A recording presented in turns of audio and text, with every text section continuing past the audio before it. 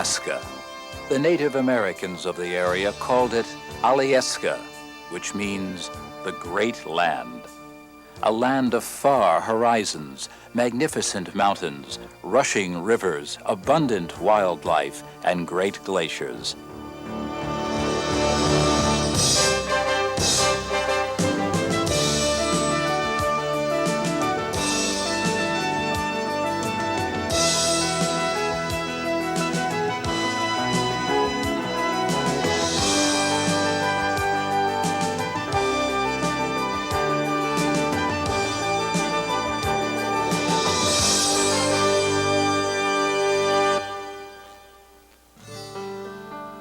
Alaska is America's last frontier, stretching from the wild tundra above the Arctic Circle to the southeastern panhandle with its immense fjords and dark shorelines.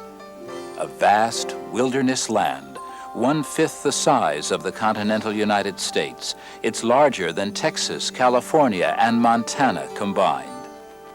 In a land with only 10,000 miles of road, much of the state is inaccessible by car, so boats and planes are common. Every trip in Alaska is an adventure.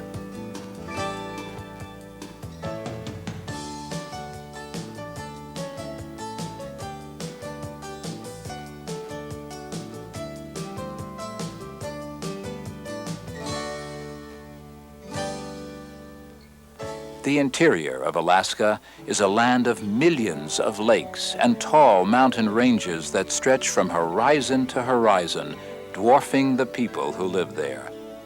Alaskans are a diverse and energetic people, moving vigorously into a changing future while holding on to the traditions of the past.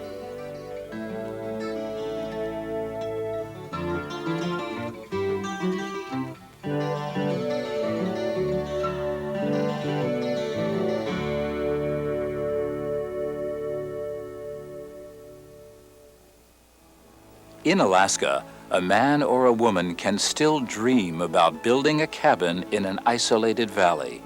For this spectacular and beautiful land is not filled with people and industry, in contrast to so much of the world.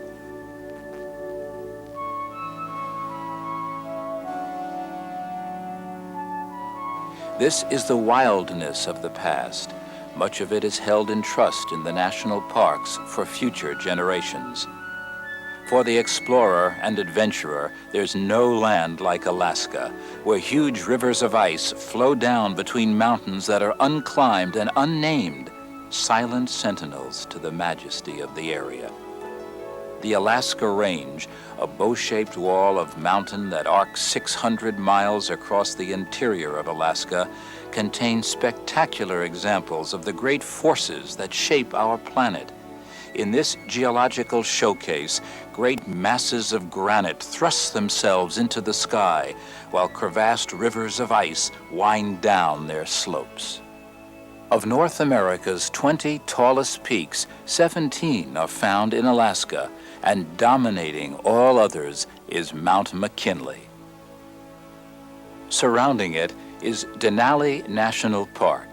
Until recently called Mount McKinley National Park, it's located in the center of the state, a broad upland tundra region presided over by Mount McKinley and one of the best game viewing areas in the United States.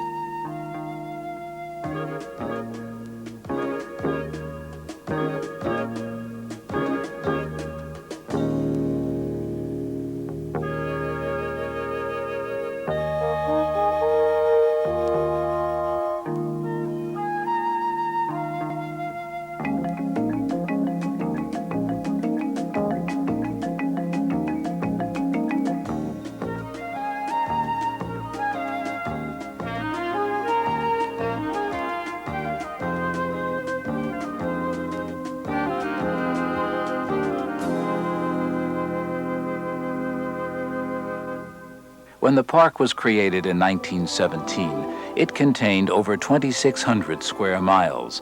But today, after passage of the Alaska Lands Bill in 1980, the park has been expanded to 7,500 square miles.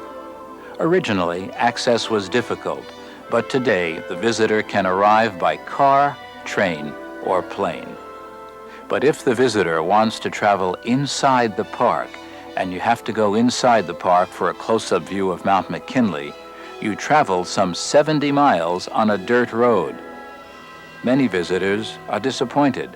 For 40% of the time, Mount McKinley is obscured by rain and clouds, preventing a good view. But should you be fortunate to camp at Wonder Lake on a clear day, your backdrop will be the tallest peak in North America, called by the Indians Denali, the Great One. It rises more than 20,000 feet above sea level.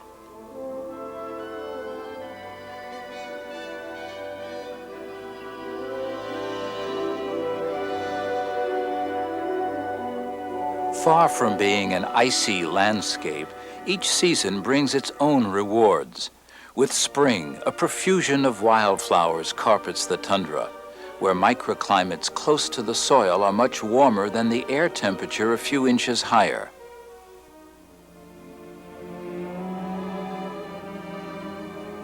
Approaching winter brings the bright hues of fall.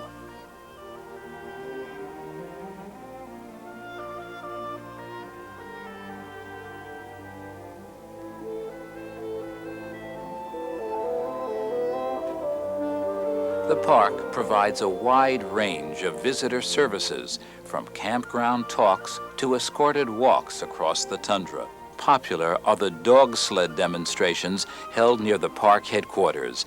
These dogs are used during the winter months to patrol the vast area of the park. The Park Service also provides a free shuttle bus for visitors, and from that bus you can see much of the wildlife of Alaska, including the grizzly bear, packing away food, building reserves of fat for the winter. The grizzly is the undisputed master of the land.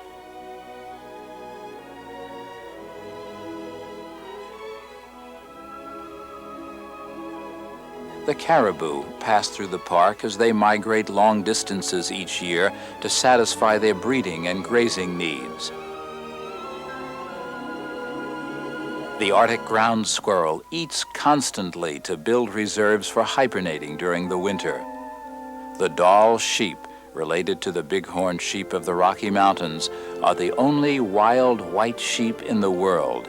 Currently, over 1,000 sheep inhabit the park, with both ewes and rams having horns. They can often be seen on the hills and cliffs along the park road. One of their neighbors is the willow ptarmigan, the Alaska state bird. It's also called the Alaskan chicken. They're the most common bird in the park. The Arctic fox hunts relentlessly during the summer months, for it has a den full of kits that must be fed. The vast open spaces of the interior, mountain, muskeg, forest, lake, and stream, are a symbol of the wildness of this land. Hundreds of miles without towns, electric lights, roads, signs, or people.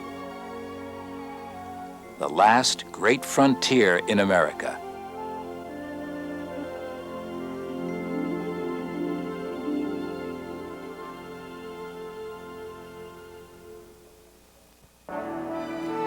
Alaska is a diverse land, full of contrasts and extremes. To the far south of Mount McKinley is the Inside Passage, southeastern Alaska, a boater's world of channels, passages, sounds, bays, fjords, and over 1,000 islands ringed by the green of dense spruce and hemlock forests. Hidden along the wild coastline are small towns, islands of humanity in the fog. As the moist air of the Pacific flows over the mountains of the Panhandle, it dumps hundreds of inches of precipitation in the form of snow at higher elevations, forming the great glaciers of the area, which for eons have shaped and formed the mountainous landscape.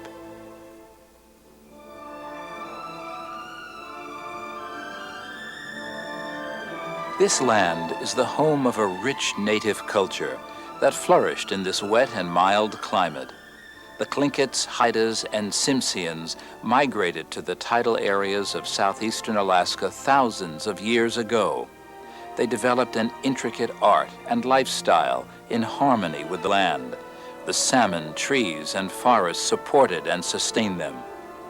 With abundant food sources, their craftsmanship flourished, a unique abstract style featuring stylized fish and animals. Their art reveals stories about tribal and clan legends, history, and traditions. At Totem Blight State Park, disintegrating totem poles were reconstructed in 1930, along with a ceremonial house. Drama, dances, and song performed in the house tied families to a supernatural spirit world. Today, the Tlingit Indians, the largest tribe in Alaska, are enjoying a cultural revival and participating in the development of the areas in which they live, such as Ketchikan. Called the Gateway to Alaska, it is the first major town after Seattle on the Alaskan Inside Passage, an important fishing port and the fourth largest city in Alaska. A long and narrow town, many of the businesses are perched on piles above the water, while homes cling to the steep hillsides. It's been described as a city 2 blocks wide and 5 miles long. Creek Street, the once famous red light district, is now a major tourist attraction, with shops, homes, and apartments built on piles over the creek. Ketchikan, like many frontier cities, had a spicy early history, and Dolly's house, a one-time brothel, is now a museum. Originally a Tlingit Indian fish camp, salmon and then gold sparked the development of the town. The self-proclaimed rain capital of Alaska, Ketchikan receives an average of 154 inches of rain a year, promoting the growth of heavy forests that surround the town. These forests sustain logging, which is an important part of the economy of the region.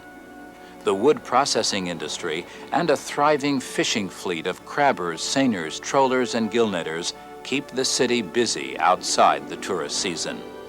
The legendary wet weather gives the misty fjords its name. Only 30 miles from town and accessible only by boat or float plane, the beauty of this ice-carved land is raw and untamed. Trees grow from the water to the mountaintops, ringing the main channel, which is almost 100 miles long, an exceptional length for a natural channel. This is prime wildlife habitat.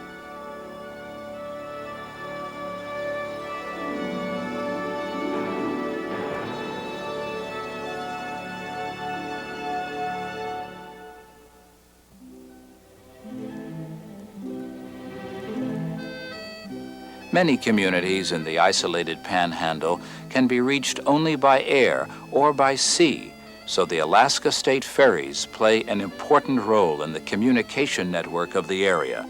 The ferry system is appropriately called the Marine Highway, and a fleet of modern ships carry passengers and vehicles throughout southeastern Alaska. The blue canoes, as the locals call them, are very relaxed and informal. Although staterooms are available, most people sleep on the decks, which are covered and heated, or in the lounge areas. In addition to on-board entertainment, there's always an eagle, waterfall, whale, or changing view. Sailing on a cruise ship up the Inside Passage of Alaska is an exciting vacation trip, and many people return year after year to experience the splendor of the landscape. Over 150 cruise ship visits are recorded in Alaskan ports each year as the international crews work with local pilots to navigate the intricate waterways. The well-organized itineraries include stops at most of the important highlights. This is not the rugged way to see Alaska, but a floating resort that carries the visitor with all the comforts of home.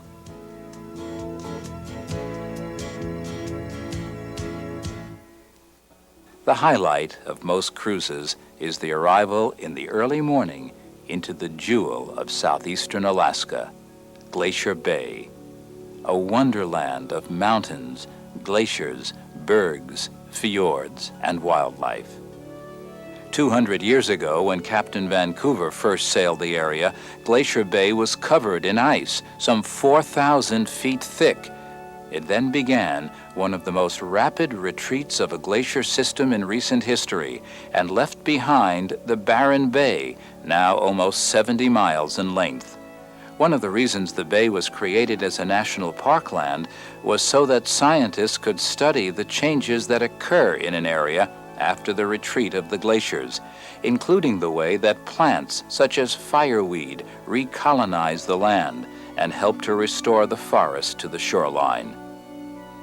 At the entrance to the bay, a spruce and hemlock forest is approaching maturity, and salmon are returning to spawn in creeks once covered in ice. With the immense weight of the glaciers gone, the land is rising and the shoreline retreating. The interior of the bay is the home of the humpback whale, also called the singing whale. They weigh over 45 tons and grow up to 50 feet in length, yet feed on a small crustacean called krill, a little shrimp-like creature about the size of a fingernail.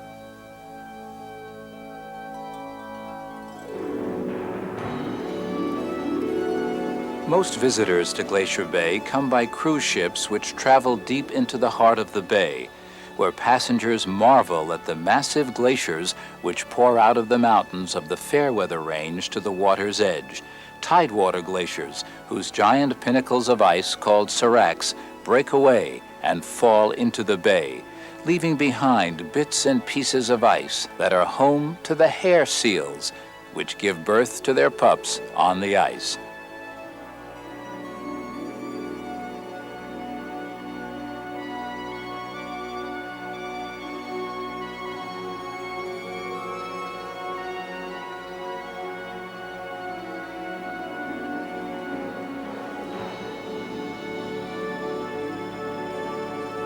Approaching a glacier by kayak brings a sense of the awe and beauty that this wilderness inspires in visitors, a land where the forces of nature are not yet tamed.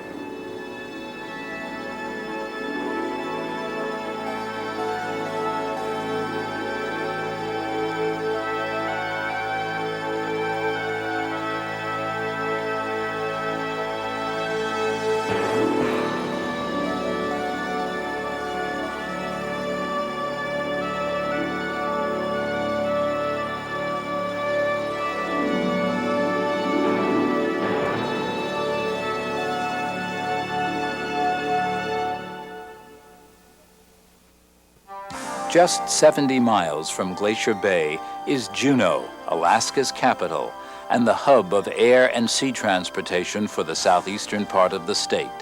Sandwiched between mountains and the sea, it's a modern city bustling with importance. As the capital, its skyline is dominated by government buildings. In area, Juneau is the largest town in North America, sprawling over 3,000 square miles. During the summer months, the streets are filled with tourists who explore its attractions, such as the Governor's Mansion, the Alaska State Museum, the Red Dog Saloon, and the narrow Main Street filled with gift shops. In Juneau, enjoy an Alaskan tradition, the salmon bake, or a less traditional river ride. Nearby Mendenhall Glacier at the foot of the Juneau ice field offers a close-up look at a glacier.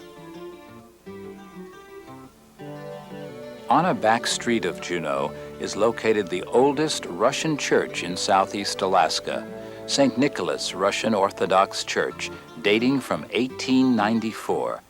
It's been in continuous use since that time. Juneau is the present capital. But before Juneau, Alaska had another capital, Sitka. The extinct volcano, Mount Edgecumbe, looks down upon historic Sitka, the fifth largest town in Alaska, located on Baranof Island. It was called New Archangel by the Russians. The economy is heavily oriented toward fishing, but tourism is rapidly expanding as visitors explore attractions such as the Pioneer Home, built in Sitka in 1913 to care for the Alaskans over the age of 65. It was the first of several such pioneer homes. Many of Alaska's historical happenings were recorded at Sitka, and today it reflects those in its historical monuments. The Tlingit and Haida culture is preserved at Sitka National Historical Park, where an important battle was fought in 1804 between the Russians and Indians. Nearby Sheldon Jackson Museum, founded by the Presbyterian missionary, contains some of the best examples of native art and Russian relics in southeastern Alaska. During the Russian period, Sitka was the capital and headquarters of the Russian-American Trading Company. They ruled the area for over 100 years, and their influence is still felt.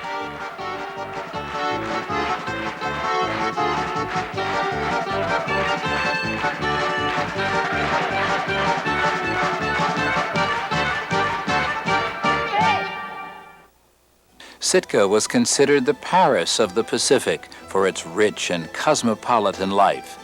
The jewel of the city was St. Michael's Cathedral, built in 1844. When it was destroyed by fire in 1966, many citizens heroically saved relics and art, which are now housed in an exact replica built 10 years after the fire. The Russians first came to Alaska in 1741, and by 1830, a full decade before Americans had crossed the Mississippi River in strength, the Russians had spread their settlements up and down the coastline, trading in fur seals and sea otters. Then, at the zenith of their empire, Russian America became American Alaska in 1867. At first, they called it Seward's Icebox, until gold was discovered in the Klondike. Then the rush was on. By the thousands, they poured into the port cities of Skagway and Dyea. At no other time or place in recorded history have so many voluntarily subjected themselves to so much agony, misery, death, and glory as the 30,000 that struggled over the Chilkoot Pass in the winter of 1898. Once over the pass, they dropped down to Lake Bennett in Canada, where they built their boats. When the ice went out that spring, over 7,000 boats set sail down the Yukon to the gold fields. This was the insanity, the craziness of gold.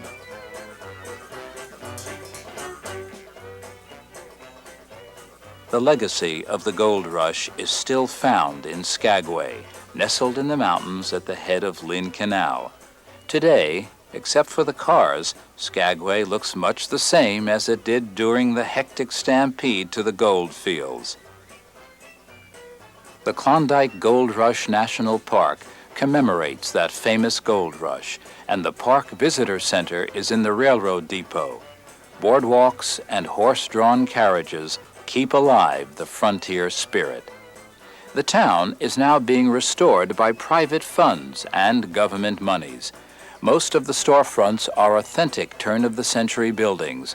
Over 90 of these buildings remain from the Gold Rush era. The Arctic Brotherhood Hall, built in 1888 and covered with 20,000 pieces of driftwood, is the location of the Skagway Convention and Visitor Bureau. In the old days, Skagway was one of the most lawless cities in the West. Gunfights, robberies, and murders were common. The most famous outlaw, Soapy Smith, opened a telegraph office and charged $5 to send a telegraph to the lower 48. Unfortunately, there were no telegraph lines to the lower 48. A vigilante shot Soapy. Most stampeders didn't spend long in Skagway. They wanted to get to the gold fields. Carrying their gear on their backs, many walked over 1,000 miles as they relayed the 1,500 pounds of supplies required by the Canadian police. Today's modern traveler has the advantage of lightweight packs, dehydrated food, and lug-soled boots to travel the same 33 miles, a journey which usually requires 3 to 5 days. Each year, about 2,000 hikers cross the pass. For the Stampeders, it was a rugged and awesome place. In addition to the difficult terrain, over 70 feet of snow fell that winter. Many didn't make it. Some turned back. Others died in gunfights and avalanches. What they left behind remains exactly where they dropped it, part of a bi-national park, half in the United States and half in Canada. They call it the longest museum in the world. Just below the summit of the pass, they found a 45-degree slope in which they carved out steps called the Golden Stairs of the Chilkoot. An endless line of stampeders carried 100-pound loads to the top and then repeated the process as many as 30 times.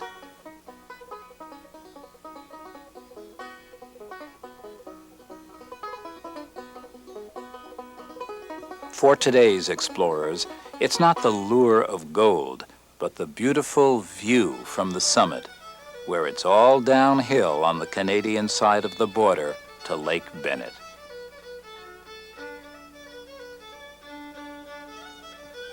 At Lake Bennett, they built their boats, and in addition, they constructed St. Andrew's Presbyterian Church, a church that was never used because the congregation sailed away before they finished it. Next to the church was a stopping point for the Yukon and White Pass Railroad. This was the railroad that killed the Chilkoot Trail. The builders claimed to have built their track over a land too cold for a polar bear and too steep for a billy goat. Amazingly, they only built one tunnel, but many bridges, including the one over Dead Horse Gulch, where 3,000 animals died in the rush for the gold fields. Today, the railroad is a bit of history, for the new road between Skagway and Whitehorse killed the railroad. Today, travelers can parallel the trials and tragedies of the gold rush route while enjoying the scenery in modern comfort.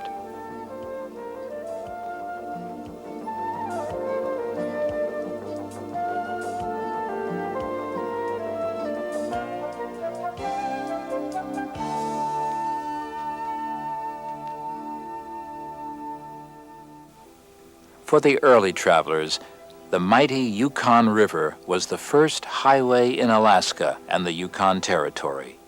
Canoes, rafts, and riverboats used it. At their peak, over 150 riverboats went up and down the Yukon. Today, there are none. A couple have been restored. Most that remain are wrecks, rotting and decaying on mud flats along the river. Sad mementos of an historic period when these proud and elegant boats ruled transportation in the north. They stopped for individual miners to drop off food and pick up gold. Their most important stop was called the City of Gold, Dawson. Located at the confluence of the Klondike River and the Yukon, Dawson City was planned for 30,000, but many more showed up for the party. At its peak, it was the largest city north of San Francisco and west of Winnipeg.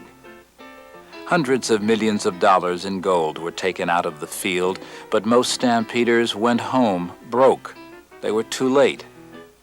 In contrast to the lawlessness on the U.S. side of the border, there was not a single robbery or murder in this Canadian city. Parks Canada is actively involved in restoring the territorial capital of the Yukon, where many buildings have been used continuously since the gold rush period.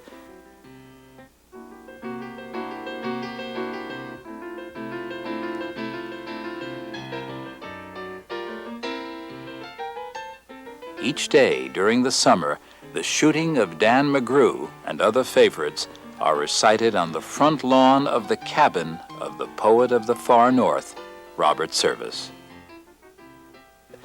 The frontier spirit continues in the Yukon.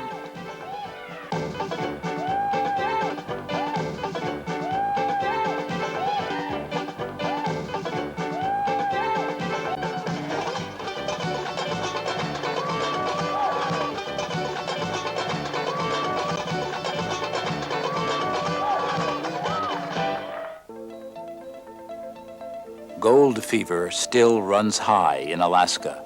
There's gold to be found in the streams, and if the price of gold were to go high enough, it might be economical to start the dredges and go over the alluvial deposits in the river valleys. But now, there's a new gold in Alaska, black gold. And with it came the pipeline that did so much to change Alaska. To build the pipeline, they first had to construct the haul road over some of the most difficult terrain in North America. And then, after a tremendous legal and environmental battle, they built the 800-mile-long pipeline to the most exacting standards to carry oil from the North Slope to Valdez. That pipeline did more than divide the last major wilderness area in the United States in half. It changed Alaska forever. Along with the pipeline came a boom like no other before it. While for many Alaskans a quiet way of life disappeared forever, the boom brought development to others, such as the residents of Fairbanks, now Alaska's second largest city. It has a busy commercial base and the northernmost institute of higher learning in the world, the University of Alaska, founded in 1917. It provides excellent educational programs to students from Alaska and around the world. On the campus is the University of Alaska Museum with its natural history displays and gold exhibits. Alaskaland was created in 1967 to commemorate 100 years of American ownership of Alaska. It's a mini tour of the 49th state that includes boats, trains, cabins, and museums.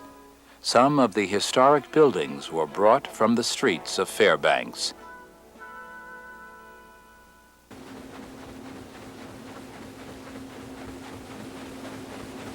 Taking the stern-wheeler, the Discovery, is a chance to look at the old Alaska when it was an isolated land accessible by dog sled during the winter and stage and riverboat during the summer. One of the factors that helped to bring development to the great land was the Alaska Railroad. Built by the federal government, it connects Fairbanks with Anchorage and Whittier and the sea. It takes visitors over some of the more scenic areas of the state.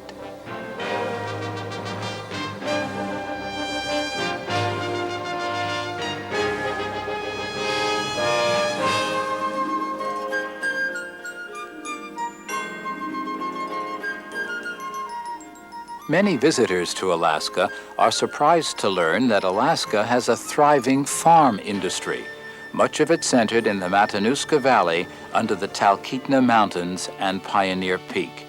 It was originally settled by members of the Matanuska Colony, a federally sponsored group of settlers that came to Alaska during the Depression years to develop Alaska's rich farmlands. Some of the old farm buildings still dot the valley floor.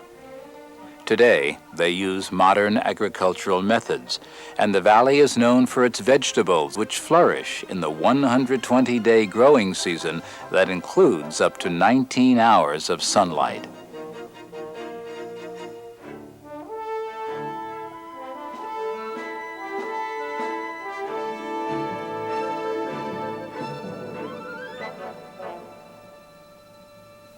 The valley is not only an important agricultural area, but also a recreational playground with many lakes dotting the valley floor.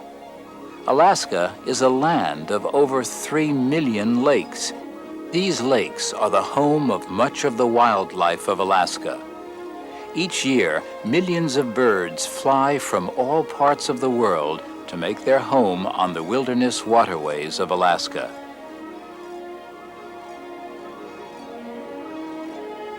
These same lakes are used by people, for the summers in Alaska can be mild, and on warm days, the lakes are filled with fun seekers, many of whom live only 40 miles away in Anchorage. A modern, growing city with an impressive skyline of buildings that seem out of place in the wilderness.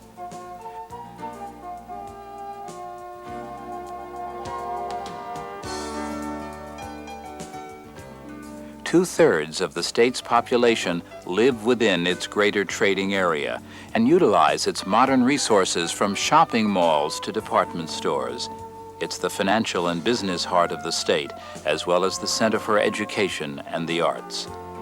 In contrast to the surrounding modern buildings, the rustic visitor center is a reminder of Alaska's frontier spirit and hospitality.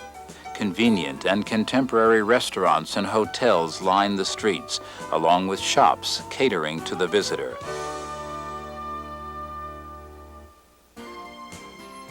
Anchorage is called the air crossroads of the world, for each year over 3 million visitors pass through its international airport. Lake Hood, adjacent to the airport, is the busiest seaplane base in the world and jumping off point for many adventures to the interior.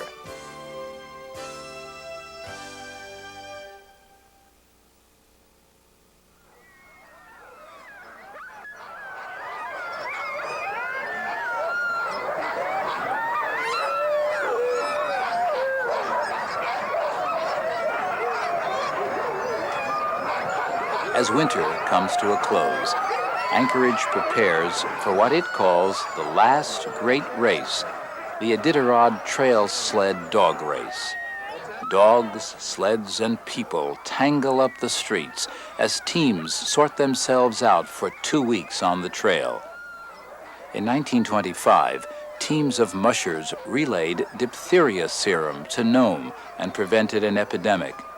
About 65 racers each year reenact that grueling event, now a 1,049-mile race through storms and across difficult winter terrain. Rick Swenson from Manly, looking for victory number 5 this year.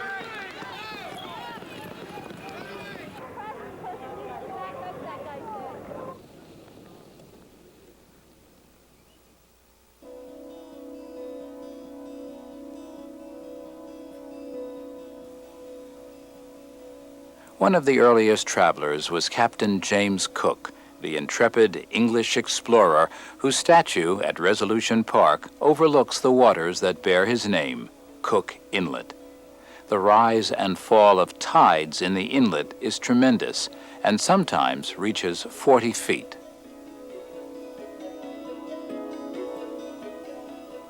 Development of Anchorage waited for the Alaska Railroad, which Congress authorized in 1914. The railroad opened the interior the year round. The once federally operated railroad is now run by the state.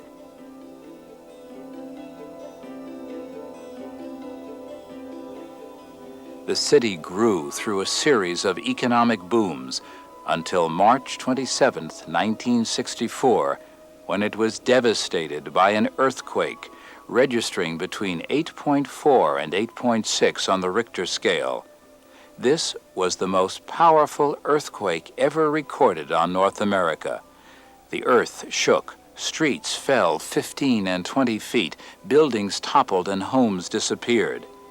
At Earthquake Park on Knik Arm, the tortured landscape hasn't been touched since the quake, although the growth of trees and shrubs have softened the torn land. Following the Good Friday earthquake, Anchorage residents, in the pioneering tradition, rebuilt their homes, businesses, and schools. It is the largest city of Alaska, but it is only minutes from the magnificent scenery of the state, such as the Kenai Peninsula and Portage Glacier. The deep blue glacier and the icebergs that float in the lake at the face of Portage Glacier are a popular tourist attraction, one of many in the varied and interesting peninsula area, which has become a playground for many Alaskans.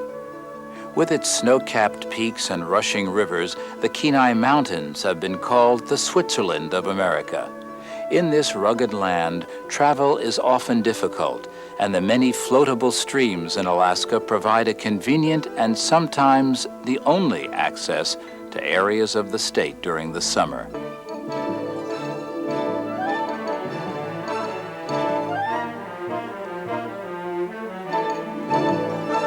During the winter months, up to 50 feet of snow can fall, providing an excellent base for cross-country skiing, which can extend well into the spring.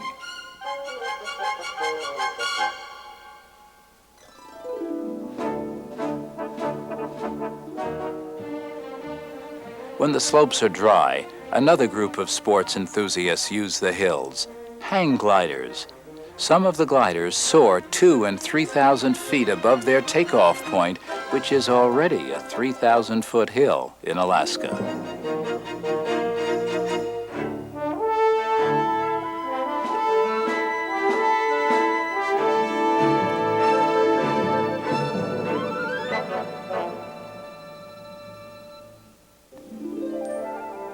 The most popular sport in Alaska is fishing, ranging from netting candlefish, which resemble smelt as they swim upstream to spawn, to the even more popular salmon fishing. When the fish are running and the streams are open, Alaskans by the thousands line the major rivers in hopes of catching one of the species of salmon, the largest of which, the king salmon, can weigh up to 93 pounds. Alaskans enjoy good fishing, clean air, and a relatively pure environment, largely because so much of the country, perhaps 95% of it, is undeveloped. But that is changing fast. The first major oil find in Alaska was not Prudhoe Bay, but the Cook Inlet Middle Ground Shoals of 1957. Today, offshore rigs pump oil and natural gas out of the Cook Inlet. This once quiet area has changed into a bustling business zone, but there are still views little changed from the days of the Russians. The moose in the Kenai National Wildlife Refuge are probably unaware of these changes, as they follow a cycle of life that has existed for eons. In the fall, the males challenge each other in tests of strength.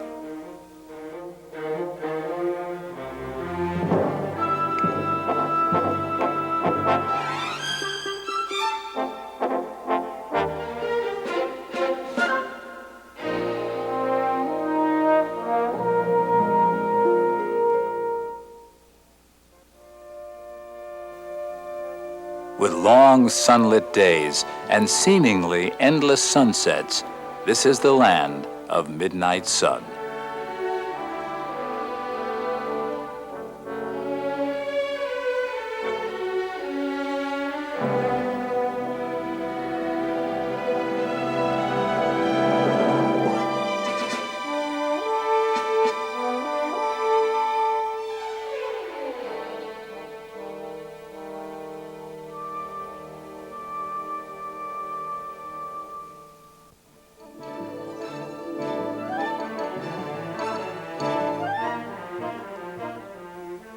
The end of the road on the Kenai is Homer, a small fishing and artisans village.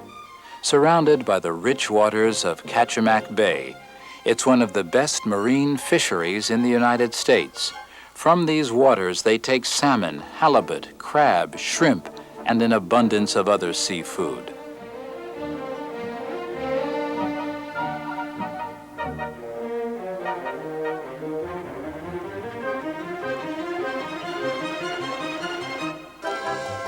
Fishing is one of the largest industries in Alaska, and the sports fisherman is not left out.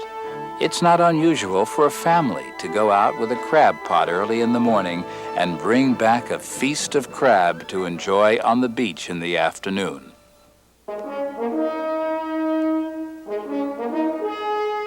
On the other side of the Harding ice field, one of 4 in the USA, is Prince William Sound and the Columbia Glacier. A close-up look reveals a 3-mile-wide expanse of ice that's over 200 feet high. The ice has taken hundreds of years to reach the sea.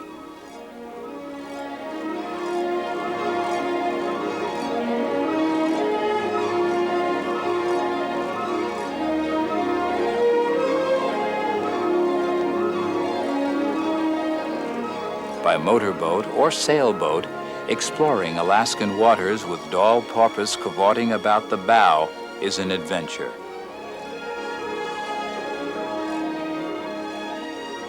At the entrance to Cook Inlet are the Barren Islands, where little but short grass and flowers survive on the slopes. But along the water's edge is found one of the largest sea lion colonies in North America.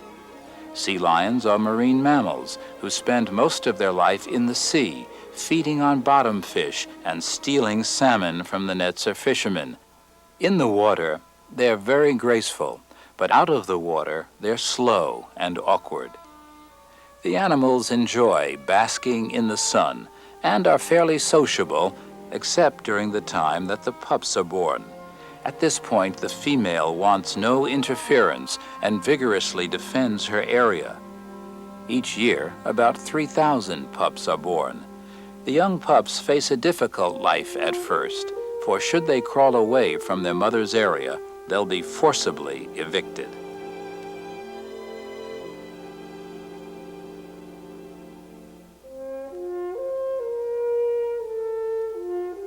The pups will grow into adult Steller sea lions, much larger than their California cousins.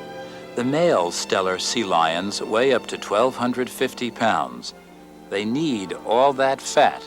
For several months of the year, they eat nothing, while struggling with other males for the control of a harem. The Alaskan coastline is dotted with small, isolated villages, such as Seldovia. The Russians originally named it Seldovoy, meaning the Herring Bay. The Russian Orthodox Church sits on the hill, still used today by Native Americans. Fishing has remained a dominant industry. Many of the homes were destroyed in the 1965 tidal wave, but most surviving houses in the inner harbor are still on piles. There's a special innocence and charm to these towns, something often lost in the busy lower 48. Across the Cook Inlet from Seldovia and down the Alaska Peninsula is Katmai National Park and Preserve.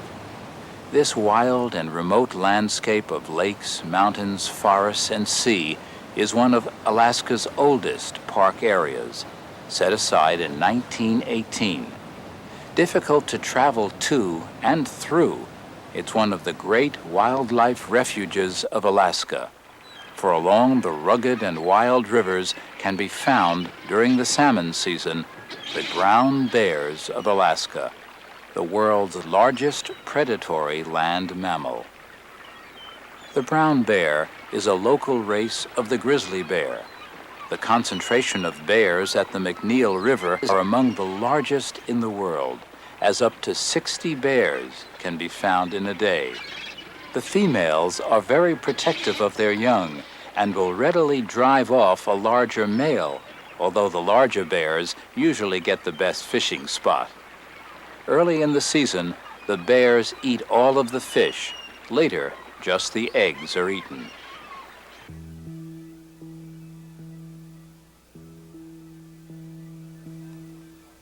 The area was created as a national parkland, not for its scenic beauty or wildlife, but because here, at the turn of the century, the most violent volcanic explosion in the last 100 years on the North American continent occurred. It was 8 times more violent than the Mount St. Helens eruption and created a valley which at one time rivaled Yellowstone. All that remains now are 100-foot-high pumice cliffs and a stark, desolate, brooding valley. The Dead Valley of 10,000 Smokes.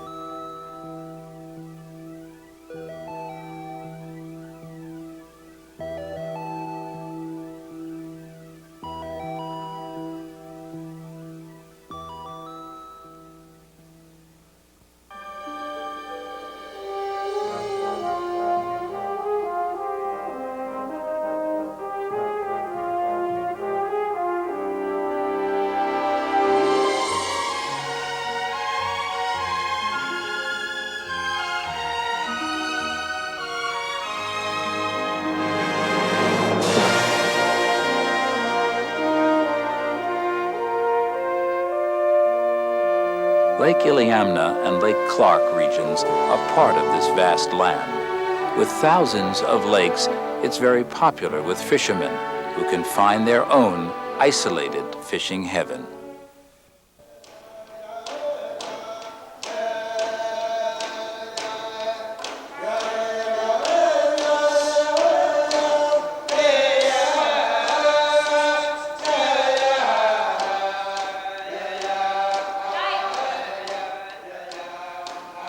Far to the north in Alaska is the home of the Eskimo people.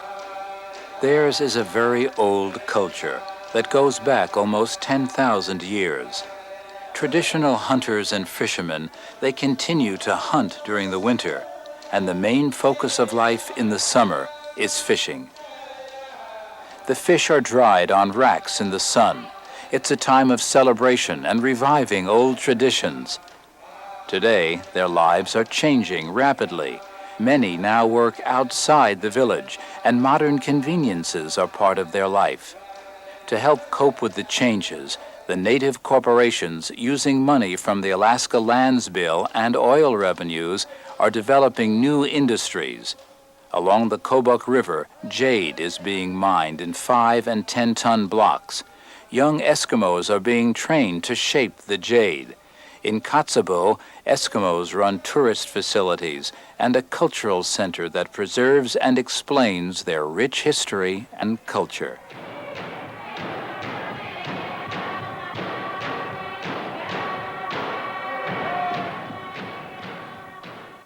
Their wild and remote land stretches from the Bering Sea to the Arctic Ocean and includes the Brooks Range of Alaska, the northernmost wall of mountains in the United States. This is America's largest remaining tract of wilderness land. In this awesome sweep of land south of the Arctic Ocean, the airplane with floats or the canoe or kayak are the principal means of transport.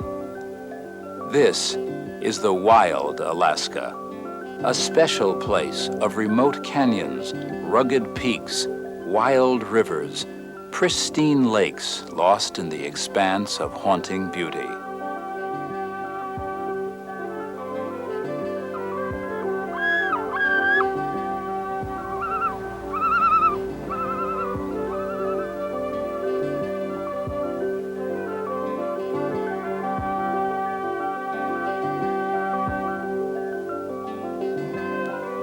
For the wilderness traveler in the gates of the Arctic National Park or on the Kobuk River, time has been suspended. This is the home not of man, but of animals, a great refuge for the wildlife of Alaska.